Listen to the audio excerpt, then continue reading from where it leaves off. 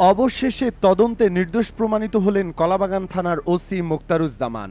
রাজধানীর এক শিক্ষাবিদের অভিযোগে যেখান থেকে শুরু হয়েছিল কোটি টাকার চাঁদাবাজির অভিযোগ, সেখানে এখন তদন্ত বলছে অভিযুক্ত ওসি এই ঘটনার সঙ্গে সরাসরি জড়িতই নন।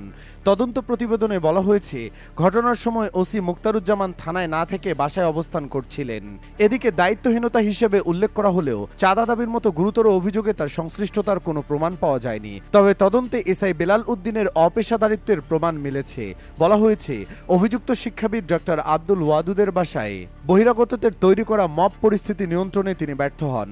এ ঘটনার জেরেই ৫ মে সাময়িক বরখাস্ত করা হয় ওসি মোক্তারুজ্জামানকে। এসআই বেলাল এবং আরও একজন উপপরিদর্শক মান্নানকে।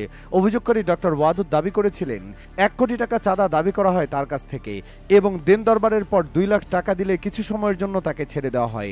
বাকি টাকা না দেওয়া পর্যন্ত তার বাসায় ৩ জন ডিবি পরিচয়ধারী পাহারা বসিয়ে রাখেন বলে অভিযোগ করেন তিনি। এদিকে জনপক্ষের তদন্তে জানা যায়, অভিযোগকারী ডক্টর ওয়াদুদ শিক্ষাবিদ বাদেও স্বৈরাচার আওয়ামী লীগের দোসর হিসেবেও পরিচিত। তিনি দ্বাদশ জাতীয় সংসদ নির্বাচনে স্বৈরাচার আওয়ামী লীগের নির্বাচনে প্রচারণাও ব্যাপকভাবে অংশগ্রহণ করেছিলেন।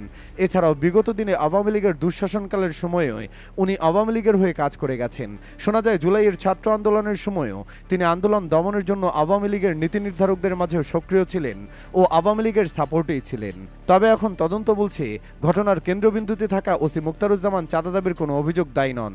তিনি দাবি করেছেন এ ঘটনার তার সম্পৃক্ততা নেই এবং তিনি ন্যায় বিচার প্রত্যাশা করেছেন। তদন্ত প্রতিবেদন ইতিমধ্যেই ডিএমপির হেডকোয়ার্টারে জমা দেওয়া হয়েছে।